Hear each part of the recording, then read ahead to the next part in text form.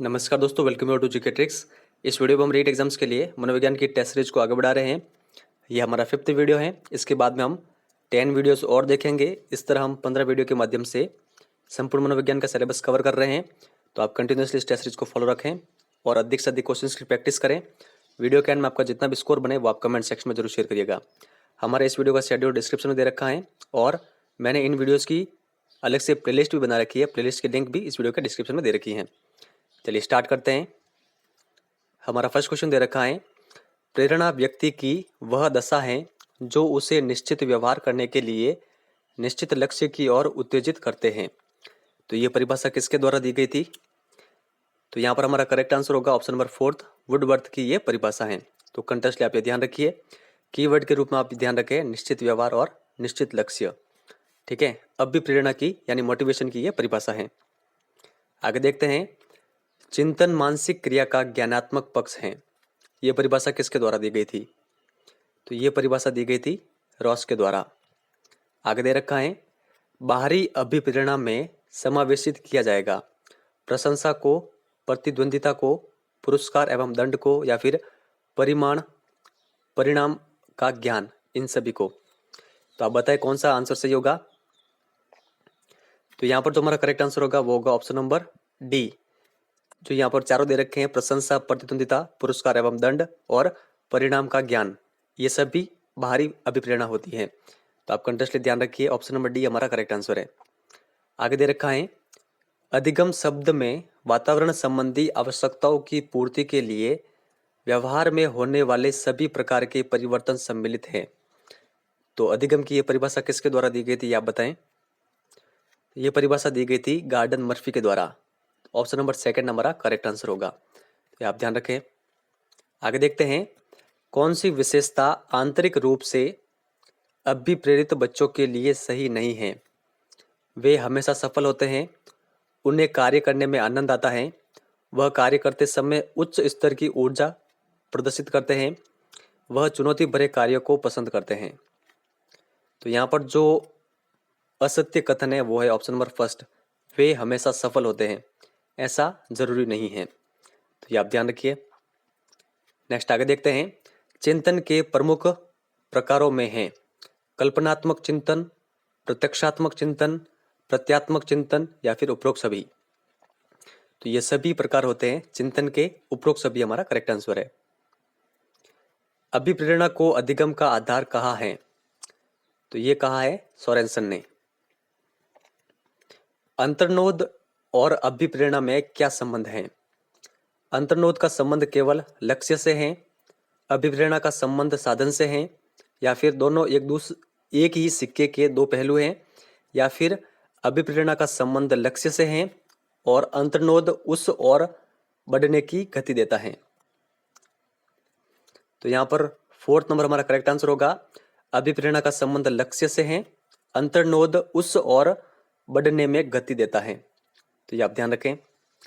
आगे दे रखा है, किसी अरुचिकर कार्य को संपन्न कराने के लिए शिक्षक को विद्यार्थियों को किस प्रकार अभिप्रेरित करना चाहिए? पिटाई का डर दिखाकर, परीक्षा में फेल करने की धमकी देकर, घर पर शिकायत का भय दिखाकर या फिर छात्रों को समय समय पर सफलता एवं प्रगति का ज्ञान देकर। तो यहाँ पर 4th नंबर हमारा करेक्ट आंसर होगा। तो ये आप ध्यान रखिए। आगे दे रखा है, जब दो अभिप्रेरणाएं आपस में मेल नहीं खाती हैं तो परिणाम होता है, ये होता है द्वंद्व का। 3rd नंबर ऑप्शन करेक्ट है। नेक्स्ट आगे दे रखा है, अभिप्रेरणा के आनुवंशिकी पैटर्न सिद्धांत के प्रतिपादक हैं। तो कौन है? यह है लॉरेंज। नेक्स्ट आगे देखते हैं, अंतर्नोद सिद्धांत के अनुसार अंतर्नोद के कारण अभिप्रेरणा होती है, अंतर्नोद किस पर आधारित है? तो ये आधारित होता है आवश्यकता पर। नेक्स्ट क्वेश्चन दे रखा है, अभिप्रेरणा की उत्पत्ति लैटिन भाषा के किस शब्द से हुई है? तो ये हुई है मोटुम शब्द से, जिसका अर्थ होता है गति करना। पुरस्कार एवं दंड है, तो ये क्या है? ये होते हैं कृत्रिम प्रेरक। आगे दे रखा है, जो बालक जीवन में अत्यधिक प्रशंसा की इच्छा रखते हैं उनमें कौन सी अभिप्रेरणा पाई जाती है? तो इनमें पाई जाती है उपलब्धि अभिप्रेरणा। Achievement motivation. अभिप्रेरणा का मांग सिद्धांत किसने दिया था? तो ये दिया था मैस्लो ने। निम्नलिखित में से वाचिक अधिगम किस में पाया जाता है? मनुष्य में, बिल्ली में, वनमानुष में या फिर उपयुक्त सभी में? यहाँ पर ए नंबर करेक्ट आंसर होगा, मनुष्य में। आगे दे रखा है कार्यात्मक प्रतिबद्धता सिद्धांत प्रतिक्रिया में मुख्य कार्य निम्न में से कौन सा है? तो ये है पुनर्बलन। नेक्स्ट देखते हैं उपलब्धि आवश्यकता किस प्रकार का अभिप्रेरक है?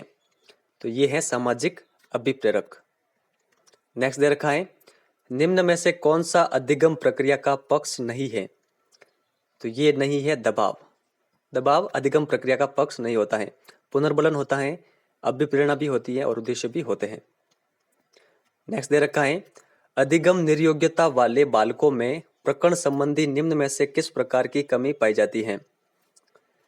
तो ये पाई जाती है संख्या संबंधी सूचनाओं को याद करने में समय एवं दिशा की कम समझ। यहाँ पर फर्स्ट नंबर हमारा करेक्ट आंसर होगा। आगे दे रखा है थॉर्नडाइक के प्रभाव का नियम का शैक्षणिक महत्व नहीं है। रुचि में वृद्धि, संवेग पर नियंत्रण, अपराधी बालकों का उपचार या फिर स्मरण शक्ति में कमी। तो यहाँ पर फोर्थ नंबर हमारा करेक्ट आंसर है। ये थॉर्नडाइक के प्रभाव के नियम का शैक्षणिक महत्व नहीं है। आगे दे रखा है समग्रता के सिद्धांत के प्रवर्तक हैं। तो कौन है? यह है वर्दीमर एवं अन्य।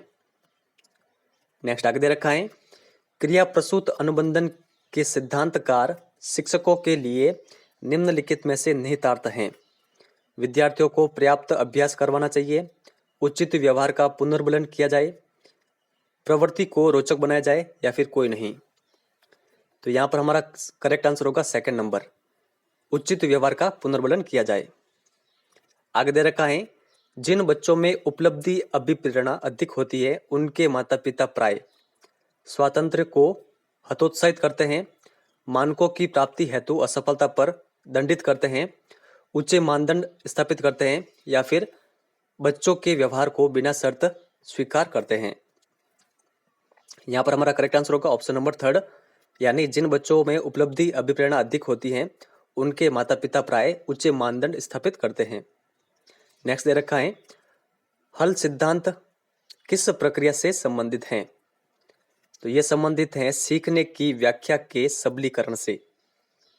नेक्स्ट देखते हैं एक प्रतियोगी छात्र रिक्तियां यानी वैकेंसीज नहीं होते हुए भी नौकरी की सघन तैयारी करता है। यह अधिगम सिद्धांत है, यानी आप रीट की अभी तैयारी कर रहे हैं लेकिन अभी तक इस रीट की वैकेंसी आई नहीं हुई है, फिर भी आप रीट की दिल से, ठीक है, सघन रूप से तैयारी कर रहे हैं। तो यहाँ पर आपका कौन सा नियम लागू हो रहा है?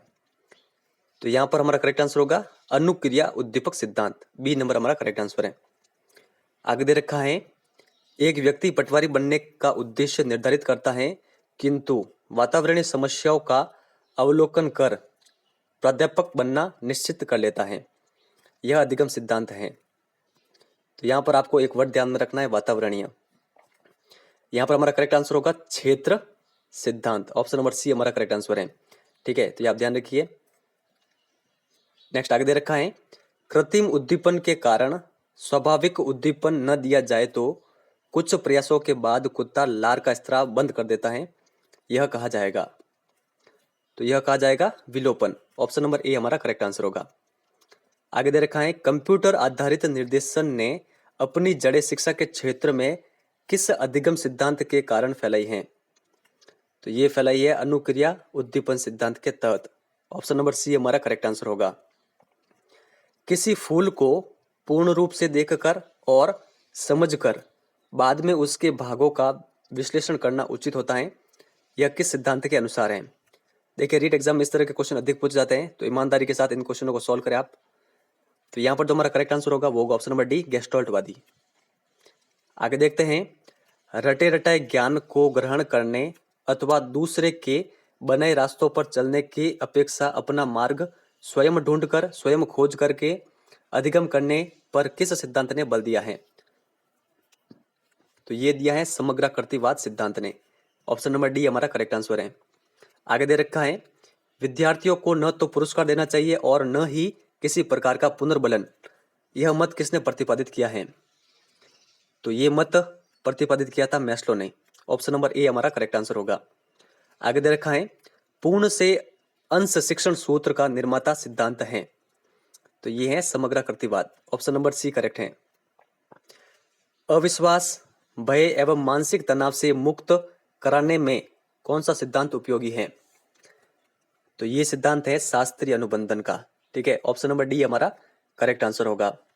आगे दे रखा है अधिगम वातावरण व व्यक्ति दोनों का प्रतिफल है।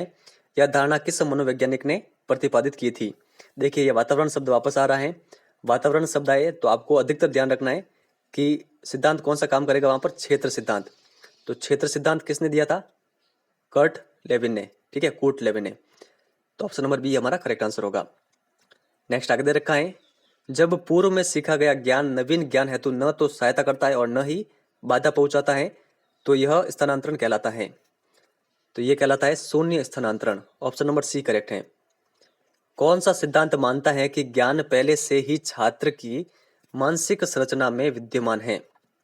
तो यह मानता है निर्मितिवाद। ऑप्शन नंबर सी हमारा करेक्ट आंसर होगा। आगे दे रखा है कल्पना करना, प्रेम करना, ग्रहण करना किस अनुक्षेत्र से संबंधित है? तो यह संबंधित है भावात्मक अनुक्षेत्र से। आगे दे रखा है ठीक है, जोड़ने का ज्ञान गुणा करने में सहायक होना किस प्रकार का स्थानांतरण है? तो यह है क्रमिक स्थानांतरण। ऑप्शन नंबर बी हमारा करेक्ट आंसर होगा। अधिगम की गति अधिक होने पर बनता है। तो यह बनता है धनात्मक वक्र। नेक्स्ट आगे देखते हैं अधिगम में उन्नति व अवनति के साथ कभी अधिगम पूर्णतया रुक जाता है। ठीक है, तो इसे क्या कहते हैं? इसे कहते हैं अधिगम का पठार। ऑप्शन नंबर ए हमारा करेक्ट आंसर होगा। नेक्स्ट आगे दे रखा है किसका सिद्धांत आर्किमिडीज सिद्धांत पर आधारित है? तो ये है थॉर्नडाइक का सिद्धांत। ऑप्शन नंबर ए हमारा करेक्ट आंसर होगा। आगे दे रखा है अधिगम को प्रभावित करने वाला कारक नहीं है लिंग, बुद्धि, अध्यापक या फिर प्रत्यक्षीकरण। ऑप्शन नंबर फर्स्ट हमारा करेक्ट आंसर है लिंग। ये अधिगम को प्रभावित नहीं करता है। बुद्धि, अध्यापक और प्रत्यक्षीकरण अधिगम को प्रभावित करते हैं। आगे दे रखा है कक्षा में सीखा गया ज्ञान दैनिक जीवन में प्रयोग लाना यह अधिगम का स्थानांतरण है। तो यह किस प्रकार का अधिगम का स्थानांतरण है? यह है एक पक्षीय। आगे दे रखा है कॉल रोजर्स किस देश के मनोवैज्ञानिक थे? तो ये थे अमेरिका के मनोवैज्ञानिक। तो फ्रेंड जितने भी फेमस मनोवैज्ञानिक है वो किस देश से रिलेटेड है वो भी आपको ध्यान में होना चाहिए। जैसे थॉर्नडाइक कहाँ के हैं? थॉर्नडाइक है यूएसए के। अल्बर्ट बांडुरा कहाँ के? कनाडा के। तो इन सभी के बारे में आपको पता होना चाहिए। एग्जाम में कभी कभार मिलान से संबंधित क्वेश्चन पूछ लिए जाते हैं। आगे देखते हैं अधिगम निर्योग्यता का लक्षण है। तो ये होता है अवधान संबंधी बाधा। ऑप्शन नंबर थर्ड हमारा करेक्ट आंसर होगा। नेक्स्ट दे रखा है सीखने के नियम में थॉर्नडाइक ने अधिक महत्व दिया। तो किस पर दिया था? प्रभाव के नियम पर। नेक्स्ट देखते हैं संयोजनवाद का सिद्धांत किसने दिया था? तो ये दिया था थॉर्नडाइक ने। ऑप्शन नंबर द हमारा करेक्ट आंसर होगा। और हमारा लास्ट क्वेश्चन है, आपका जितना भी स्कोर बना है वो आप कमेंट सेक्शन में जरूर शेयर करिएगा। एक बालक एक बार आग में जलने के बाद अग्नि से दूर रहता है। तो यहाँ पर कौन सा सिद्धांत कार्य कर रहा है? ऑप्शन नंबर सेकंड हमारा करेक्ट आंसर होगा शास्त्रीय अनुबंधन का सिद्धांत। तो फ्रेंड्स जितना भी आपका स्कोर बना है वो आप कमेंट सेक्शन में जरूर शेयर करिए। और जो भी मैंने वीडियो अपलोड किए हैं ये 5 वीडियो, इन सभी की जो पीडीएफ है मैं आपको 4 वीडियो की मैंने ऑलरेडी प्रोवाइड करा दी है। इस वीडियो की भी मैं आपको पीडीएफ प्रोवाइड करा दूंगा टेलीग्राम चैनल पर। टेलीग्राम चैनल का हमारा नाम है जीके ट्रिक एजुकेशन। आप टेलीग्राम पर जाएं और सर्च करें जीके ट्रिक एजुकेशन। और अभी तक आपने हमारे चैनल को सब्सक्राइब नहीं किया तो सब्सक्राइब कर लें और इस टेस्ट सीरीज को कंटिन्यूसली फॉलो रखें और अपनी प्रिपरेशन को हमेशा परखें। ये समय आपकी प्रिपरेशन के लिए काफ़ी अधिक महत्वपूर्ण है, तो अपनी तैयारी रखें। इस वीडियो में इतना ही है। धन्यवाद।